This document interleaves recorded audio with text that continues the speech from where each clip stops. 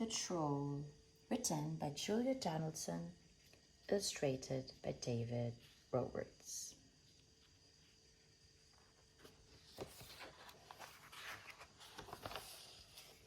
There was once a troll who lived under a bridge.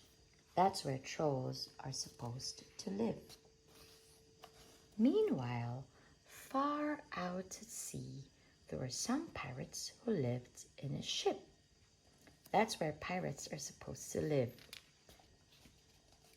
Trolls are supposed to eat goats, but no goats ever came trip-trapping over this troll's little bridge, so he ate fish instead. But one morning, he heard a faint noise on his bridge. Up he popped and he said what trolls are supposed to say, which is, "Who's that trip-trapping over my bridge?" "I'm not trip-trapping, I'm scuttling," said a tiny black creature. "And I'm a spider." "Oh, bother, I thought you were a goat," said the troll. "No, goats have fur," said the spider. "Never mind, I'll eat you anyway," said the troll. "You'll make a nice change from fish."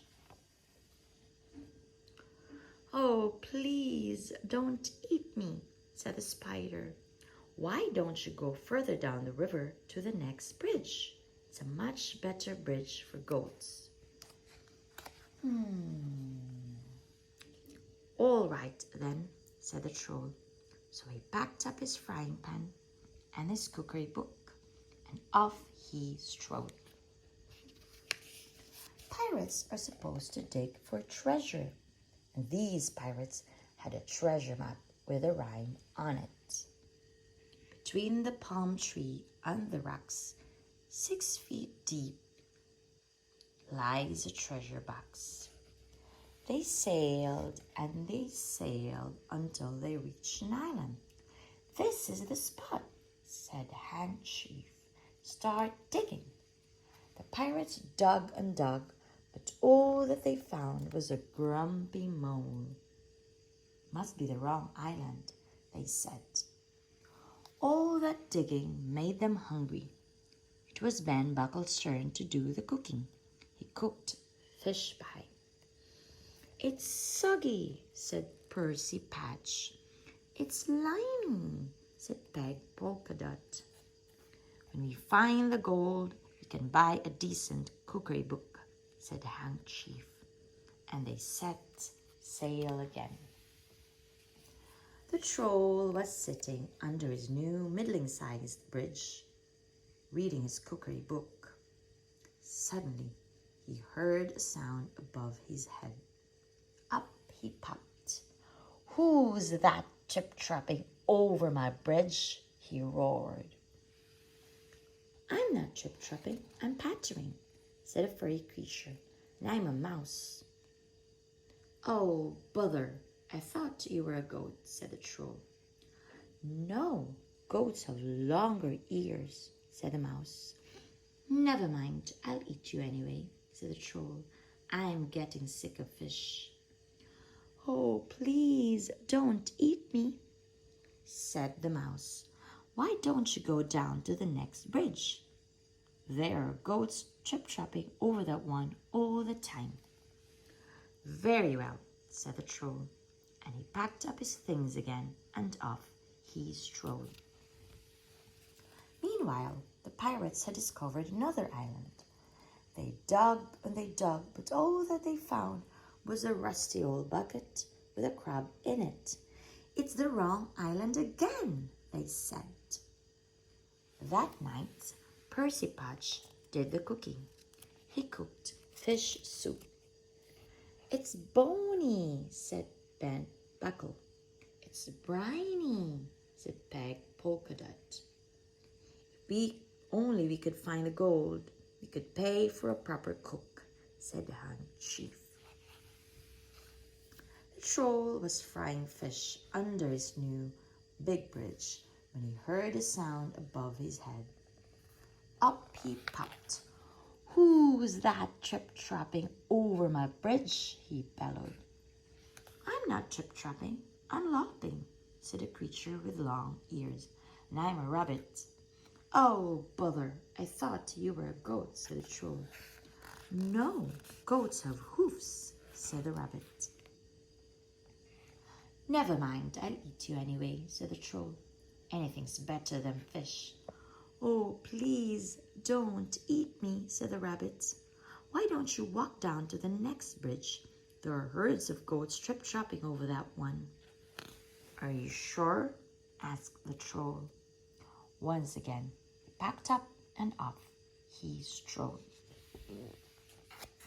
Meanwhile, the pirates were digging on a new island. They dug and they dug, but all that they found was an old Wellington boot with a nest of centipedes in it. "We'll never find the right island," they said. That night, it was Peg Polkadot's turn to do the cooking. She cooked fish cakes.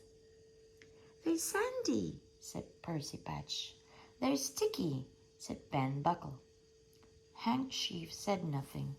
He was too busy being sick over the side of the ship. The Trolls River grew wider and wider. Then it stopped being a river and it flowed into the sea. The troll found himself on a sandy beach. "There isn't another bridge," he said. "That rabbit was tricking me." But then he spotted some hoof prints in the sand.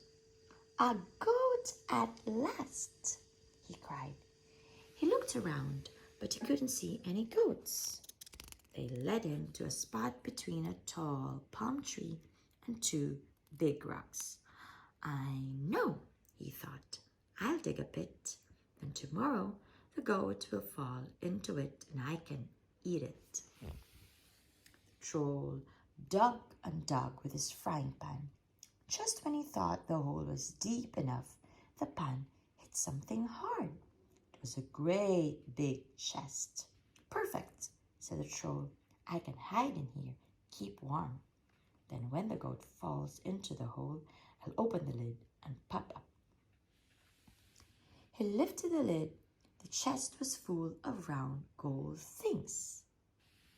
"These are no use to me," he said, and he threw them all into the sea. Then he climbed into the chest and lay down. "Tomorrow I can have goat for breakfast instead of fish," he thought as he drifted off to sleep. It was dark when the pirates arrived at the next island. "This is the spot," said the Hand Chief. "But someone's been digging here already," said Ben Buckle. "Don't say they found the treasure before us." "No, look, here it is," cried Peg Polkadot. The chest was heavy. "It must be full of gold," said the Hand Chief. "Quick, back to the ship before anyone stops us." The troll was woken by a loud bang. "That's my breakfast falling into the hole," he thought. But why was the chest heaving and swaying? And why was the lid opening?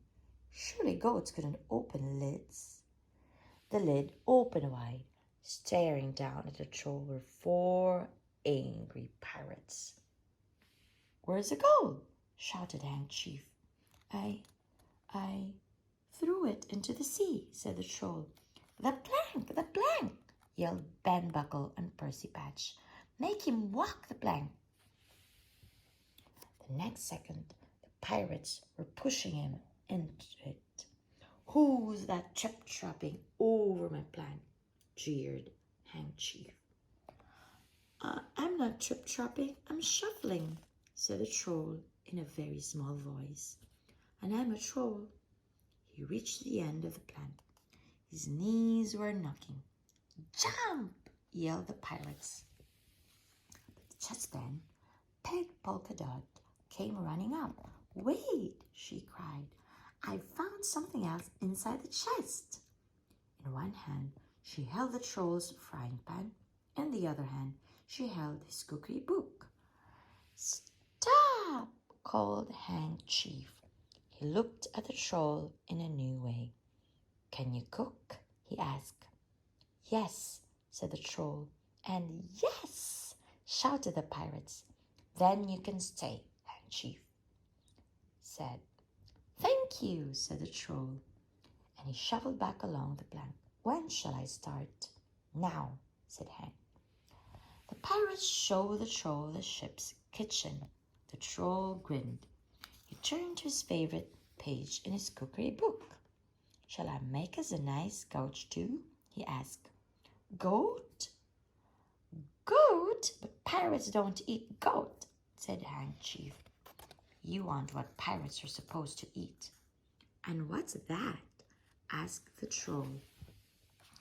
"Fish," said the pirate chief. The end.